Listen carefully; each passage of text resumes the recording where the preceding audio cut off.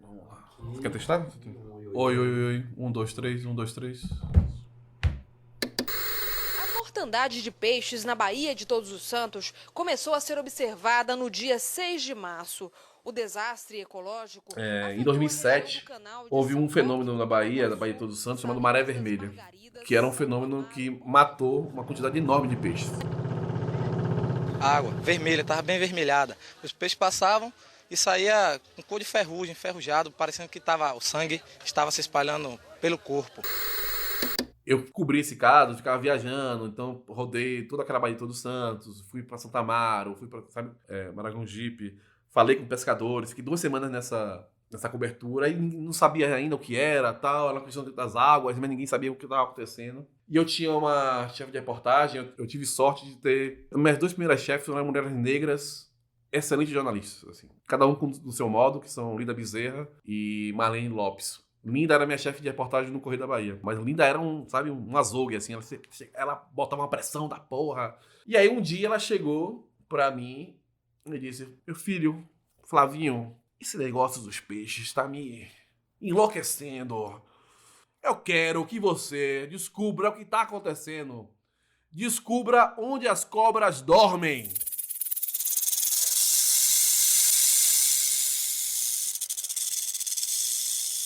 Aí eu sou uma pessoa da madrugada, então eu sempre acordava atrasado. De manhã eu sou mais burro do que eu sou naturalmente. Eu falei, cobra? Eu pensei, cobra? Porra, não tem cobra nessa história. É peixe que tá morrendo e tal. Aí comecei a ligar pros pescadores. Aí eu ouvi e falei, e as cobras? Aí o pescador, não tem cobra nenhuma não. Eu disse, não, tem cobra sim, não tem. Aí eu liguei pra 4 pescadores. Ninguém sabia falar pra mim isso. Aí eu mandei uma mensagem, um e-mail pro INEMA, que é o equivalente ao IBAMA na Bahia, né? Aí, muito sério, eu escrevi assim: quero saber a relação entre os ofídeos e a mortandade de peixes. Aí o assessor me ligou e falou: você tá maluco? Não tem nada relacionado com cobra aqui. Tem sim, que eu tenho informação, não sei o que e tal. Aí passei a semana toda tomando na cara, né? Cheguei pra Linda. Disse, Linda, não tem cobra nenhuma na história. Aí ela começa a dar risada assim na minha cara. Seu louco, onde as cobras dormem é uma expressão popular.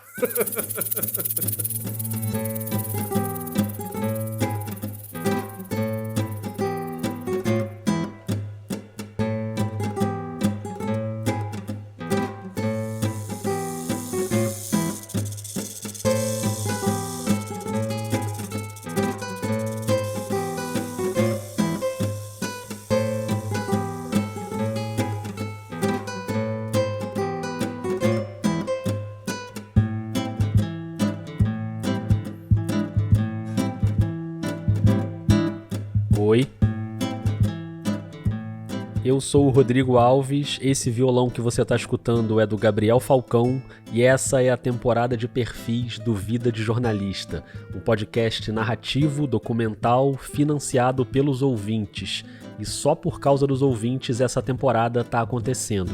Então, se você gostar desse episódio, lá no fim eu vou te contar como você pode se tornar uma apoiadora ou apoiador do Vida, combinado? A voz que você ouviu na abertura é do jornalista e escritor Flávio VM Costa, recordando uma história de 16 anos atrás, quando ele estava lá no comecinho da carreira. Hoje o Flávio é o editor-chefe de uma das redações mais importantes do país, a do Intercept Brasil. A gente vai saber todos os detalhes de uma trajetória que passa por coberturas muito marcantes de judiciário, da Lava Jato, do PCC, do assassinato da Marielle, sempre com temas espinhosos e sempre com uma missão bem clara na cabeça, que pelo visto ele não esqueceu: descobrir onde as cobras dormem.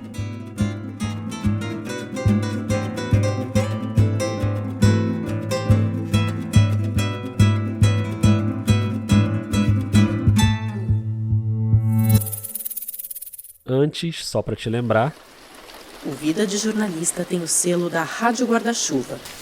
Jornalismo para quem gosta de ouvir. agora sim, vamos começar do começo. Eu sou Flávio VM Costa, eu nasci em 25 de junho de 1983 em Salvador, no Hospital Sagrada Família, que é do lado da igreja do Nosso Senhor do Bonfim. Eu fui criado no bairro de Pernambués, que é um bairro popular de Salvador, mas é um bairro muito grande. Então ele tem uma favela, tem bolsões de classe média, condomínios de até um certo padrão e uma classe média baixa, assim, que é de onde eu venho, né? Vivi nesse bairro até os 24 anos. Eu morava numa rua que era uma espécie de... A minha família vai ficar meio puta comigo. Mas é uma espécie de cortiço familiar, sabe? Era um terreno que meu avô deixou para minha família a partir de meu pai. Então era a casa da minha avó com as minhas tias e a casa que meu pai montou quando ele casou com minha mãe, né? Então minha família basicamente é uma família negra, mas com diversidade, assim. Eu, parte de mãe eu tenho um sangue pataxó e minha avó, né, tinha sangue indígena. O pai de meu pai era branco, né? Era dono de 2 padarias. Então eu sempre falo que eu sou de uma família empobrecida, né? Digamos assim, remediada. Mas a maioria dos meus parentes são pessoas negras, né? Que eu chamo de família de pretos arrogantes, né? E uma família não muito politizada, sem pessoas que tinham feito curso superior. Meu pai trabalhava como auxiliar administrativo no Polo Petroquímico de Camaçari. E minha mãe era uma pessoa que trabalhava numa creche, mas quando me teve, virou dona de casa, né? Para conhecer melhor a mãe do Flávio, houve essa história de quando ele tinha uns 3 ou 4 anos de idade e fugiu da escola Ordem e Progresso no bairro de Pernambués, em Salvador. São 2 escolas que ficam na mesma rua, né? Onde eu moro, né? E aí minha mãe me colocou primeiro na Ordem e Progresso, que é uma escola menor. E de repente eu vi a porta a entrada da escola, né? Aberta, né? E aí saí correndo pra casa. E minha mãe tava grávida da minha irmã Cindy. Ela disse que eu apareci na janela, assim, da casa. E ela tava passando ferro, assim. E eu falei, quero merendar. E minha mãe é uma mãe, assim, que eu falo que é a mistura da mãe negra, judia, italiana. Me pegou pelo braço, levou pra escola. Chegou perguntando, cadê Flávio? O pessoal da escola, não, o Flávio tá lá dentro, tá, não sei o quê. Ah, você tem certeza? Aí ela conta que eu apareci embaixo da perna dela, assim, mostrando minha carinha, assim.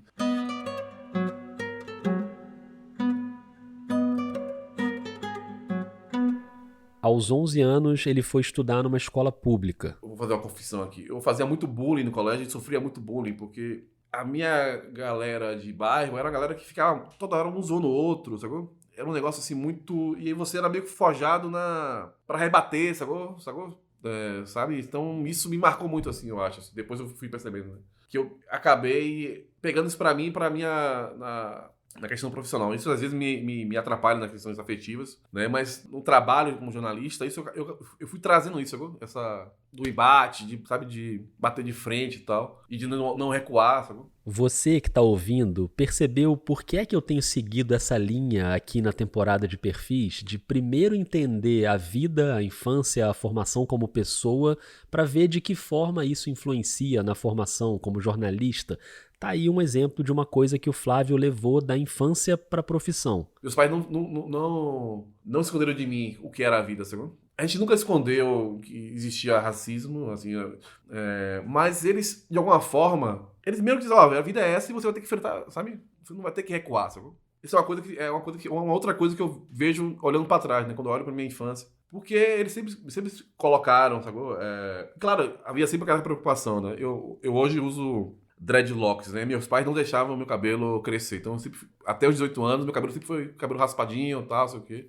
Se crescesse mais um pouco, minha mãe já cortava. Eu sempre andava com identidade no bolso, sacou? Que são preocupações que toda mãe de um menino negro, de uma menina negra no Brasil tem, né? Ainda mais numa cidade que, por mais que eu ame Salvador, é uma cidade completamente escrota do ponto de vista racial, né? Então, resumindo o Flávio criança... Eu sempre fui uma criança bem extrovertida, eu era uma mistura de CDF com o palhaço da sala, então eu sempre li muito desde pequeno, tinha uma facilidade para ler muito grande. E eu posso dizer assim que, basicamente, eu só tive 2 sonhos na minha vida.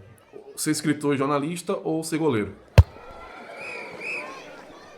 Aos 12 anos, ele foi levado pela mãe para fazer um teste, uma peneira de futebol. E eu fui com dois amigos, Laércio e Magô. A gente foi fazer uma peneira no Vitória. Eu sou Bahia, né? Obviamente. Eu até hoje não sei para onde a gente foi. A gente foi para um lugar muito distante de Salvador, assim. A gente andou muito para chegar lá. Muito. E aí quando você chega lá, você tem uma multidão de crianças.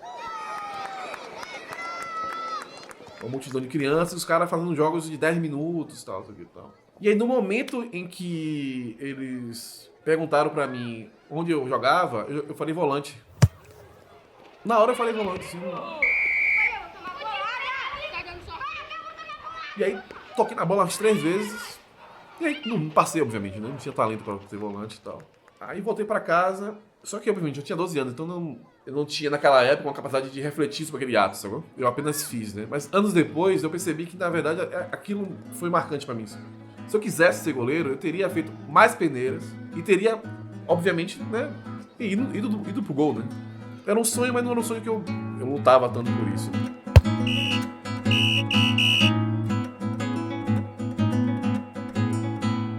Uma coisa que eu já aprendi nessa temporada é que, com todo o grande nome da nossa profissão, sempre tem um momento em que o jornalismo quase perde a pessoa. No caso do Flávio, podia ter sido naquela peneira ali no meio dos anos 90. Sorte do jornalismo que ele falou volante em vez de goleiro. Claro que não dá pra saber se a carreira no futebol ia vingar. Eu era míope, né? Sou míope ainda. Pra um goleiro atrapalhava um pouco, mas pra ler não atrapalha, né? Eu também sou míope, pra enxergar de perto é mais tranquilo. Então o gosto pelas defesas deu lugar de vez ao gosto pela leitura, e o jornalismo agradece. E aí, com 12, 13 anos, eu comecei a dar aula particular, então eu tinha um certo dinheiro e comecei a assinar a Placar, que eu era ainda fanático de futebol, e a Veja. Antes de uma fase, digamos assim, mais de extrema-direita da Veja, né? Digamos que era uma revista liberal, né? E aí, meu primeiro contato com a literatura foi a literatura dos cronistas. Então, Rubem Braga, Paulo Mendes Campos, Fernando Sabino, o Carlos Drummond de Andrade, eu conheci primeiro como cronista e não como poeta depois, né? E eu lia muito Jorge Amado. Né? E Jorge Amado foi um repórter, né? A carreira dele começa como repórter, depois ele se torna um romancista. Além das crônicas da literatura, já estavam ali também as leituras de jornal. Meu pai só lia jornais ao domingo. Ele mandava eu comprar o jornal à tarde, né? Que é um jornal tradicional, todo mundo lia, né? E eu lia sempre aos domingos. Meu pai mandava eu comprar o jornal, eu ia na banca lá do seu Domingos, comprava o jornal, voltava, ele não deixava eu ler. Ele só deixava eu ler depois que ele terminasse de olhar o jornal. Então eu ficava ali sentado assim, olhando pra ele, e ele ficava lendo. Aí depois ele lia, eu passava as tardes de domingo assim, lendo. Pra mim nunca foi um dilema depois que eu percebi que eu não ia ser jogador de futebol, assim. Eu sabia que eu tava indo pra esse caminho. Então, assim, quando deu 15 anos, eu já percebia que eu ia fazer jornalismo. Em 2002, o Flávio começa a cursar jornalismo na Universidade Federal da Bahia, a UFBA. Passei logo de cara. Aí eu não quero ser cabotino, mas assim, ninguém esperava porque eu entrei numa geração 2 anos antes das cotas, então, né? Então eu tinha muito poucos colegas negros na faculdade, né? E na faculdade ele amplia o contato não só com o jornalismo, claro, mas também com a literatura, inclusive os clássicos russos, que rapidamente se tornaram uma paixão. E aí foi como comecei a ler os russos, Hemingway, Gay Talese, James Baldwin, né, que é o escritor negro norte-americano. Quando eu entro na faculdade, me abre assim, me abre o mundo, né? Porque a princípio, eu achava que eu seria repórter de esportes. No início, até parecia que esse seria o caminho, porque o Flávio primeiro estagiou na reitoria da faculdade, mas depois ele teve umas experiências com esporte. Fiz um concurso do Lance, cobri o Bahia durante um tempo. E a primeira grande redação foi no jornal à tarde, como estagiário na cobertura da Copa do Mundo de 2006. Aí o momento do Zidane, quando ele deu ali o chapéu com simplicidade para cima do Ronaldo. Eles abriram um site, né, para a Copa do Mundo, eu fiquei fazendo os textos, histórias das Copas, aí fazia os textos, os relatos dos jogos. Isso naquele mesmo jornal que ele lia quando era garoto, lembra? Que ele comprava na banca e ficava esperando o pai acabar de ler. Eu fiz um teste pro à tarde, 6 meses antes, eu me lembro que eu tremia assim, sabe? Você olha pra uma redação, né, e a redação da tarde era bem uma redação clássica, sabe?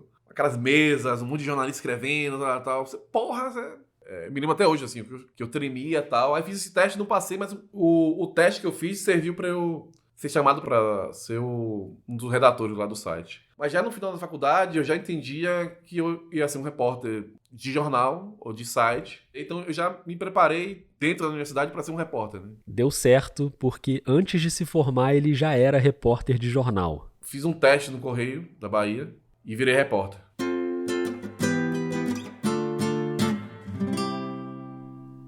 De 2006 a 2008, a escola de reportagem do Flávio já não tinha mais a ver com o esporte. Eu fui um repórter foca clássico, de cidade. Porque o Correio da Bahia, acho que as pessoas que vão ouvir sabem, é da família Magalhães. Não podemos viver a anarquia. É melhor que o Congresso se feche. Se os movimentos eram contra os parlamentares que foram injustamente absolvidos, deviam ser condenados pelo Valério Oduto, eles deviam invadir o Palácio do Planalto, onde está o maior ladrão do Brasil, que é o presidente da República. Família Magalhães, do Antônio Carlos Magalhães, o ACM, político muito influente, de direita, que morreu em 2007, ou seja, mais ou menos nesse período aí. E, claro, avô do ACM Neto, que é o herdeiro político da família. Eu não queria, eu fui do movimento estudantil e... Inclusive, quando cheguei, o diretor de redação brincou isso, porque ele sabia que eu era, era de esquerda, eu me considero um homem de esquerda e tal.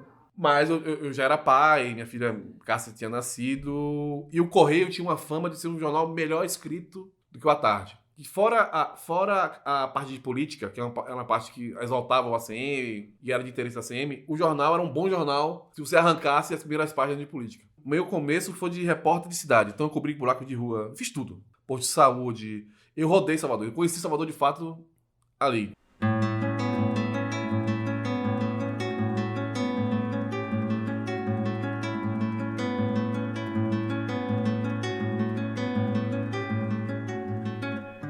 Foi ali que ele teve como chefe a Linda Bezerra, naquela história que a gente ouviu no início do episódio.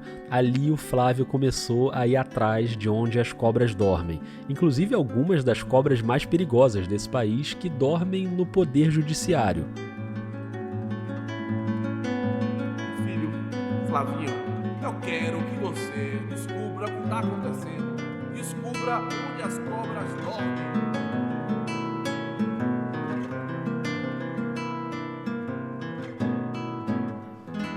A partir de agora, a gente começa a destrinchar algumas das apurações mais importantes que o Flávio fez ao longo da carreira.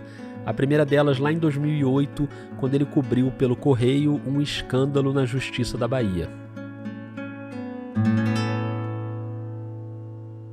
E aí rolou uma operação de venda de sentença, um esquema que envolvia advogados, funcionários e juízes no Tribunal de Justiça. Cara, ninguém cobre o judiciário. Porque o judiciário, cara, é o poder mais protegido da República. As pessoas têm medo de juiz. Um juiz numa cidade pequena, ele é rei. Nós somos vizinhos. Ele vai julgar a nossa briga, se a gente for, vai julgar a briga de trânsito, vai julgar as contas da prefeitura, ele vai julgar as questões criminais. São pessoas que não estão acostumadas com essa fiscalização, sabe, do jornalismo. E aí rolou essa Operação Janos, e eu fiquei com isso na cabeça. Eu falei, cara, eu preciso correr atrás dessa história, porque envolve gente grande, sabe? E aí eu comecei a trabalhar, comecei a falar com as pessoas, ir pros tribunais, sabe? E o Correio, na época, fazendo uma transição para se tornar um jornal menos político, né? Menos voltado para... Porque foi logo depois da morte da ACM, né? E aí eu consegui acesso a essa investigação. E aí eu comecei a publicar um monte de matéria. E foi uma confusão. O advogado que era filho de juiz vendendo sentença. Você tinha um esquema do cara que o cara levava os processos para casa e ele escrevia as decisões e mandava pro juiz, sabe? Era uma promiscuidade, assim, gigantesca, sabe? E ninguém cobria aquilo. Aí eu tinha um colega chamado Marcelo Brandão, que a gente fazia uma dupla, e a gente começou a publicar várias matérias. E mesmo com essa transição do jornal, a pressão era grande porque mexia com muita gente poderosa. Então houve pressão de todo lado, e pra mim havia uma questão também que eu gostava muito, porque eles ficavam putos de serem expostos por um jornalista negro, sabe? Eu já tinha um cabelo rastafari até maior do que eu tinha. Eu era muito... Hoje em dia eu tô... Sabe? Eu era muito mais intrépido e... Sabe? E gostava disso agora. E eles ficavam putos comigo. Então, assim...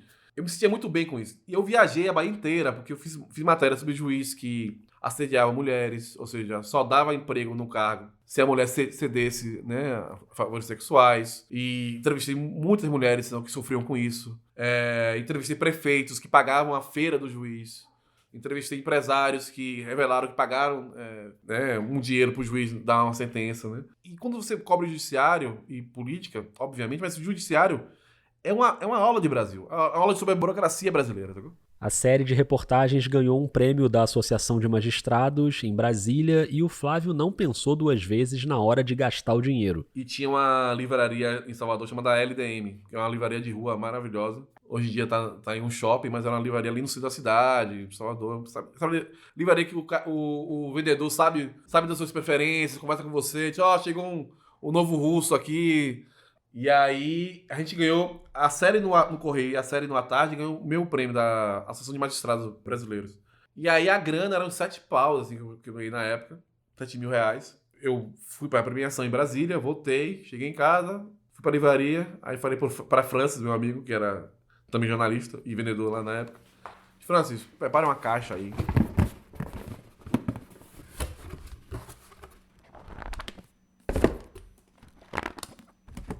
Eu gastei 2 mil reais.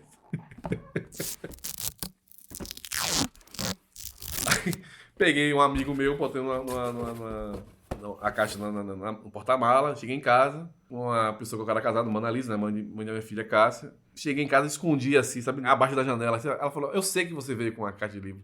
Você não precisa... Eu te conheço. Porque Cássia, minha filha, era muito pequena na época, falou, papai chegou cheio de caixa de livro aqui. Sabe? Então eu sempre gastava muito dinheiro de prêmio com livro, assim.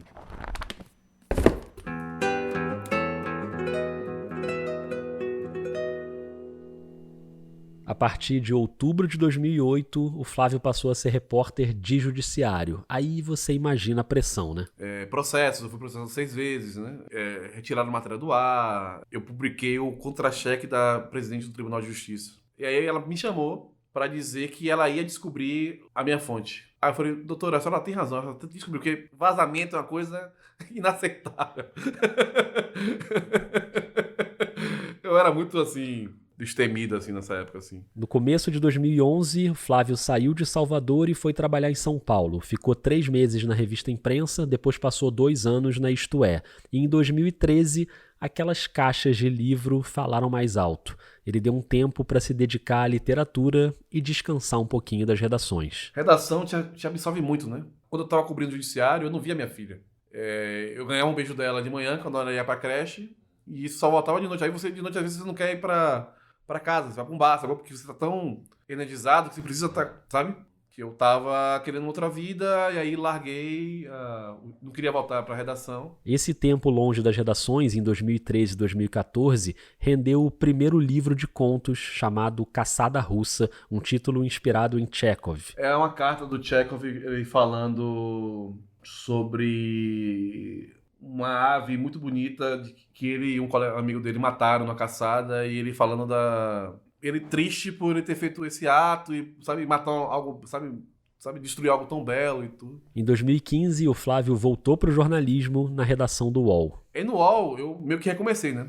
Porque eu tinha ficado quase 2 anos sem trabalhar em jornal. E aí comecei como redator, fazendo notinha sobre Mega Sena, sabe? O UOL naquela época, o UOL Notícias ainda era uma redação de redatores, digamos assim. Não tinha muito repórter, de fato. Gente que ia pra rua, né? Isso foi mudando com o tempo. Criaram um grupo de repórteres especiais no UOL, e eu fiquei nesse núcleo. Aí foi quando eu comecei a cobrir PCC, né?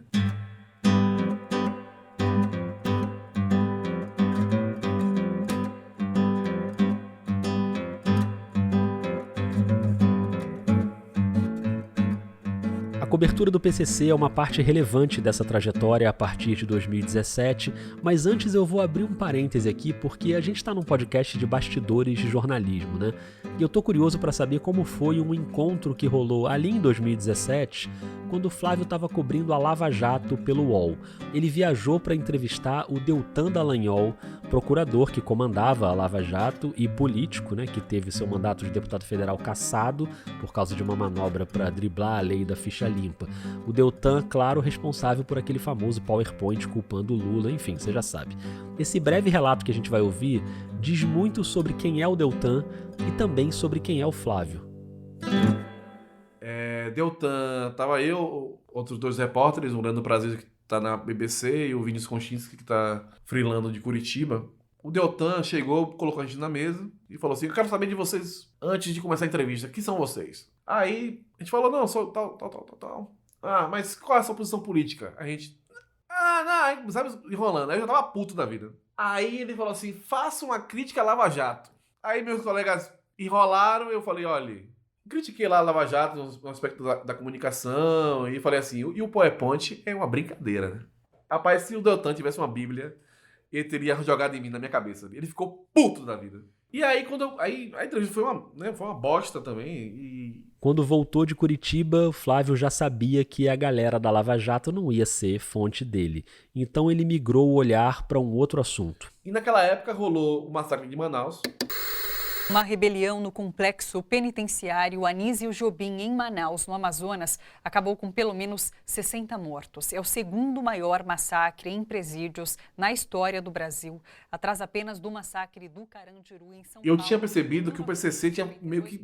Não é que não apareceu o PCC. Tinha o pessoal da Ponte fazendo matérias, tem uma cobertura do Agora, mas assim, o PCC tinha aquela regra idiota da Globo de não falar o nome do PCC. E tava rolando uma crise generalizada nos presídios, porque o PCC tava avançando nos estados, né? E nossas facções são facções penitenciárias, sabe?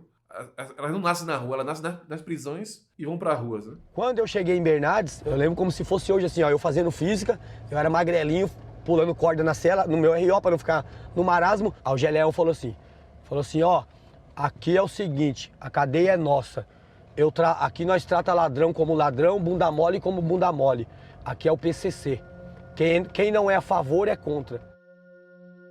E pra mim era um assunto muito importante. Era um assunto que ninguém tava cobrindo no site, no UOL. Era um assunto de direitos humanos, sabe, de aspecto de economia, porque, sabe, e de política, né? E aí eu comecei a cobrir o PCC. Quando eu voltei de Curitiba, e eu comecei a fazer matéria. O PCC tinha matado 3 agentes federais. Então eu comecei a contar as histórias dessa morte, mostrando como o PCC era organizado, sabe? Diferente do Comando Vermelho. Como eles estavam lá tentando dominar sabe, o ciclo completo da rota de cocaína, sabe? E é claro, eu não inventei essa cobertura. O Josmar, que é uma referência pra mim, fazia isso há muito tempo.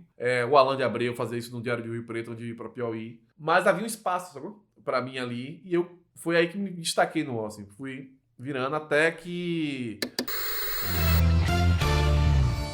A vereadora Marielle Franco, do PSOL, foi assassinada a tiros agora à noite no centro do Rio de Janeiro.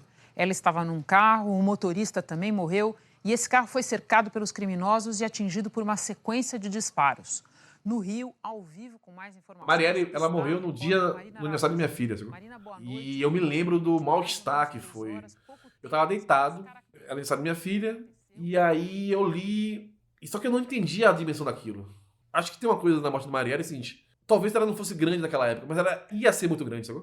Ela tinha um potencial ali, quando ela morre, você percebe um potencial que ela tinha. Mataram ali uma liderança, sabe? Que naquele momento ela tinha acabado de chegar, mas você notava uma força, sabe? Você vê depois, né, os vídeos dela, ela falando. Não serei interrompida, não aturarei de um cidadão que vem aqui e não sabe ouvir a posição de uma mulher eleita, presidente da Comissão da Mulher dessa casa. E a maneira como as pessoas reagiam, né, o que ela representou, sabe? Foi um negócio, assim, muito impactante pra mim, assim, é uma coisa que eu me lembro até hoje, assim. De você andar em São Paulo, teve uma passeata em São Paulo, né, em protesto contra a morte dela, e não é que as pessoas estavam chorando, as pessoas estavam numa tristeza, sabe, uma sensação de desperdício, sabe, de perda de futuro, assim, sabe? E aí eu acabei cobrindo Marielle durante 2 anos, virei mais faço matéria ainda. O caso Marielle é uma vergonha, assim, sabe? É inaceitável o trabalho da Polícia Civil e do Ministério Público do Rio de Janeiro, assim. É inaceitável. Mas o que eu posso dizer, me destaquei no UOL, é nessa cobertura do crime organizado, mais o caso Marielle.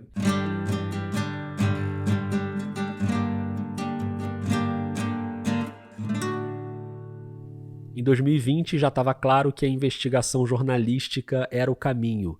E ele deu um passo além com a criação de um núcleo investigativo no UOL. Porque assim, quando chega na pandemia, meu chefe, o Murilo Garavello, que é o diretor de redação, perguntou se eu queria ser chefe. E eu falei, não, eu não quero ser chefe de editor de política, eu quero chefiar projetos. Ele perguntou que projeto, eu falei, eu quero criar um núcleo investigativo. Aí eu estudei o Boston Globe, estudei o New York Times. Aqui na América Latina, os jornais do Paraguai e do Peru tem uma tradição de criar um núcleo investigativo e tal. Aí formei minha equipe com a Amanda Rossi, Gabriela Sapessoa e o José Dacal. E trouxe alguns colunistas, né, para trabalhar. Eu trabalhei com o Rubão, o Luiz Valente, que é uma referência para todos nós. A Dalpiva, né? Que é minha amiga, né? A gente trabalhou junto na Isto É, a gente era amigo, a gente queria voltar a trabalhar junto. E a Dalpiva já era uma repórter, né? Super reconhecida na época. Eu trouxe o Thiago Erdi, né? Impressionante, né? Quando a gente ouve esses nomes, a gente vai lembrando a quantidade de reportagens importantíssimas nos últimos anos assinadas por esse pessoal. Thiago Erdi, Juliana Dalpiva, Rubens Valente, Amanda Rossi, José Dacal, Gabriela Sapessoa. O nível desse time é brincadeira, né? E o reconhecimento veio, por exemplo, com uma investigação sobre valas clandestinas do PCC em São Paulo, na reportagem Mortes Invisíveis, que ganhou o prêmio Vladimir Herzog em 2022. Vencedora da categoria Multimídia, Mortes Invisíveis. Amanda Rossi, Saulo Pereira Guimarães, José Dacal, Flávio VM Costa, Lúcia Valentim Rodrigues, Yasmin Ayumi, Gisele Pungan, René Cardillo e Douglas Lamberti mais Olivia Fraga, do UOL.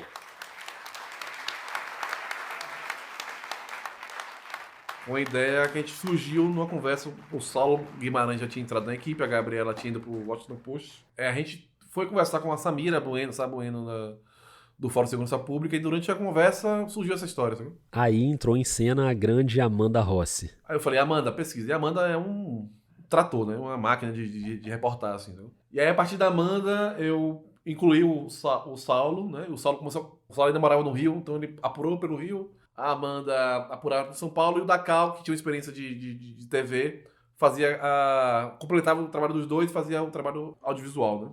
E essa matéria, pra mim, ela é muito importante, não só porque eu ganhei Herzog com ela, né, junto com o pessoal, porque vender uma história no jornalismo que a gente tem hoje sobre preto, gente preta, pobre, sendo assassinada e o corpo não desaparecido, nenhum editor quer comprar essa matéria.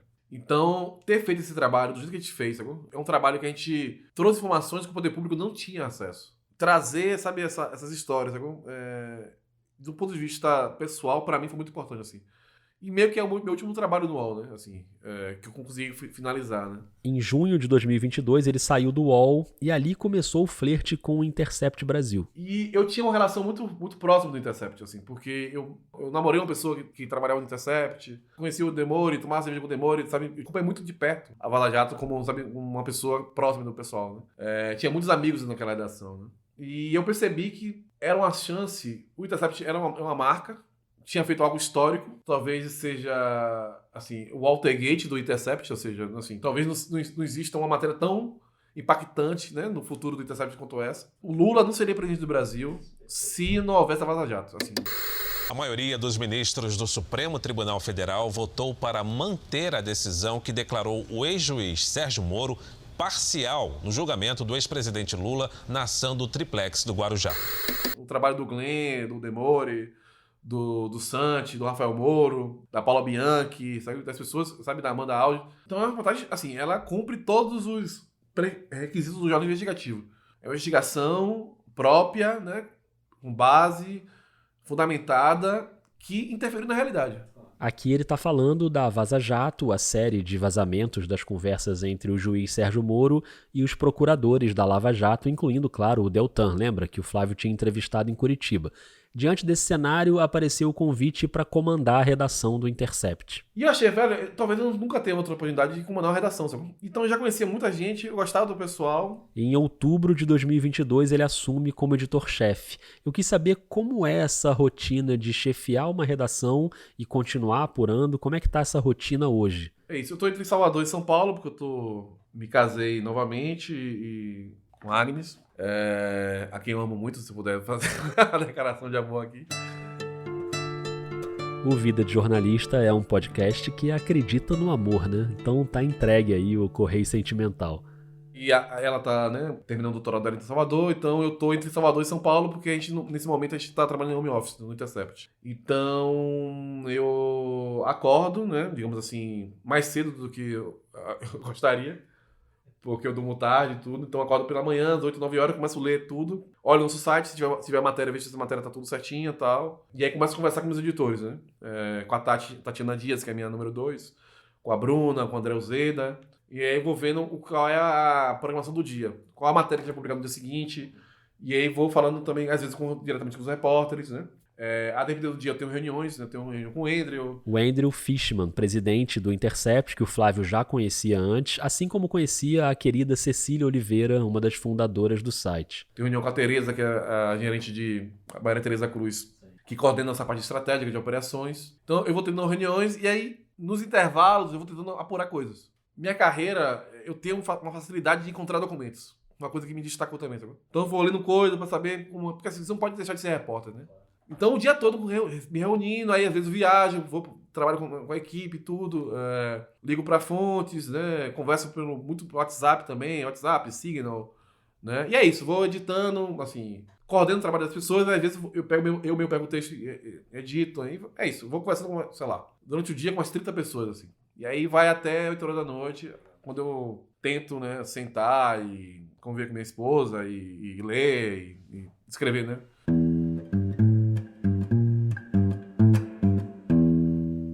Pois é, para terminar, a gente vai saber um pouquinho mais do Flávio VM Costa, escritor de ficção. Eu sou uma pessoa diferente quando escrevo, né? Literatura ou uma reportagem, né? O modo de escrever, o que eu quero escrever, como eu quero escrever, são totalmente diferentes. O Flávio tem 2 livros de contos, Caçada Russa, que eu já citei, e Você Morre Quando Esquecem Seu Nome. O que eu posso dizer sobre minha literatura, que é uma literatura muito colocada em Salvador. Fui morador deste bairro periférico de Salvador, de uma parte, por assim dizer, diferente do bairro, uma zona quase de classe média. Repare na qualidade das casas na rua onde me criei. Saboreie esse sorvete daqui, é o mesmo servido aos sócios do clube inglês no centro da cidade. É o mesmo, prove. Delícia o de manga, né? Eu estava dizendo que nunca um amigo meu havia sido assassinado nem pela polícia militar, nem pela gente do crime, essa mesma gente com quem joguei bola no centro social urbano que fica aí do lado. Caras que agora disputam cada boca de fumo de Pernambués. São 3, 4, 5, 10 facções.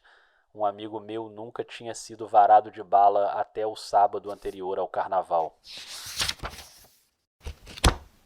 Eu sou um cara muito... talvez provinciano, assim. Salvador, pra mim, é a medida de todas as coisas, sabe? É a medida de toda a minha experiência, sabe? Tudo pra mim tá relacionado a Salvador. Então é uma literatura, nesse momento que eu posso dizer, é uma literatura que fala muito da vivência de viver em Salvador, do que é ser um homem em Salvador, do que é ser um homem negro em Salvador.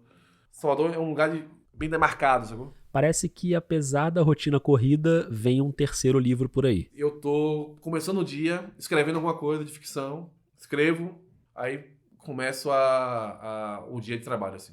Então, pela manhã, tô começando a escrever, e aí eu espero terminar um romance até ano que vem. Ótima notícia. E enquanto o romance não vem, a gente segue acompanhando o trabalho do Flávio no jornalismo. Esse jornalismo em que ele acredita desde sempre. Cara, basicamente, assim, sendo bem simples, é um jornalismo que defende os direitos humanos, assim, porque um país tão violento quanto o nosso, tão desigual, é um jornalismo que se posiciona, que não tem medo de se posicionar, sabe?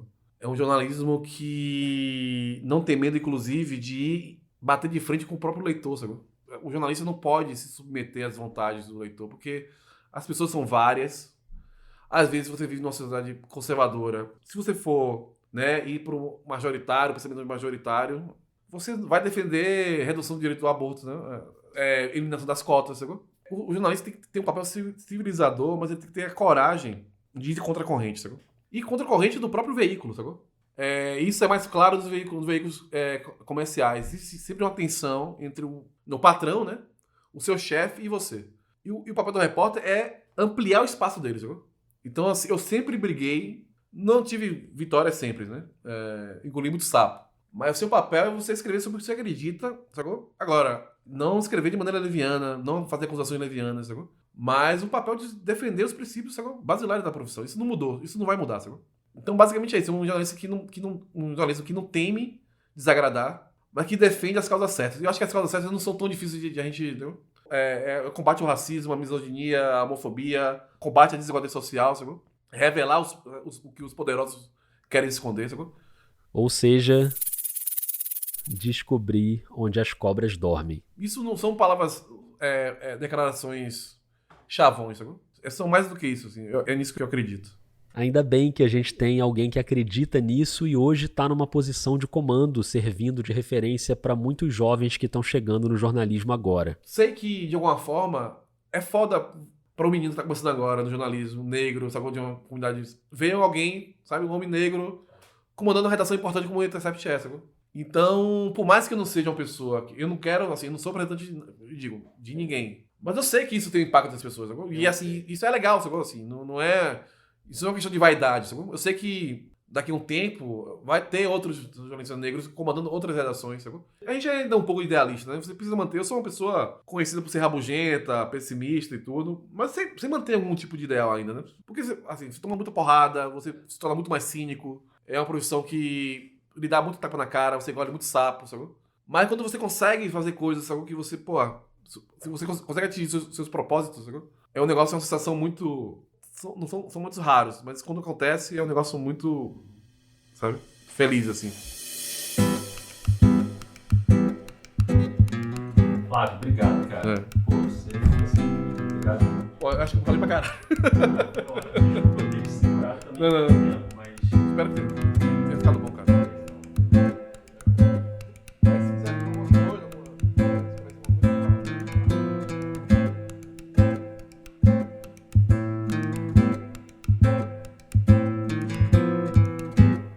Eu sou o Rodrigo Alves, esse violão e todas as outras músicas dessa temporada de perfis do Vida de Jornalista são do Gabriel Falcão.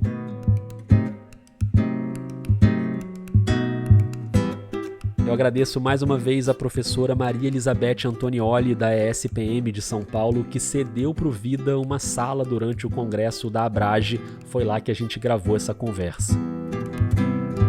Obrigado a você que ouviu até aqui. Se você, assim como o Flávio, é da Bahia, acho que tem uma chance de você ter soltado mentalmente aí um lá ele depois de ler a cobra no título do episódio. Mas eu te entendo, eu também não tenho muita maturidade não, beleza. O que importa é, você gostou do episódio?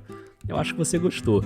E eu disse lá no início que se você gostasse, eu ia te explicar como você pode se tornar uma apoiadora ou um apoiador do Vida, que é um podcast mantido pelos ouvintes. Foi esse financiamento que permitiu a viagem para São Paulo, que permitiu a trilha sonora do Gabriel e todos os custos de produção. Para apoiar com um valor mensal, é só buscar por Vida de Jornalista na Orelo ou no Catarse ou no PicPay e escolher um plano a partir de R$5. Ou você pode fazer uma contribuição pelo Pix, a chave é o e-mail podcastvidadejornalista@gmail.com. Aproveita e me conta o que é que você está achando da temporada. O Vida tá no Instagram e no Twitter, na @vida_jornalista. Compartilha esse episódio por aí com quem você acha que vai gostar.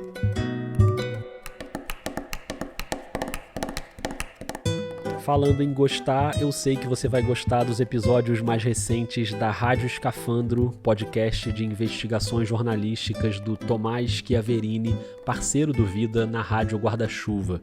O episódio que sai nessa semana é sobre crianças que são rejeitadas pelos pais adotivos, o que a justiça chama de devolução. Então, saindo daqui, vai lá escutar o Tomás. Nesse episódio do Vida você escutou áudios da TV UFBA, aquele primeiro áudio sobre a matança dos peixes, do canal Vida que Segue, aquele das crianças jogando futebol na peneira, além de UOL, TVT, TV Globo, TV Record e Instituto Marielle Franco.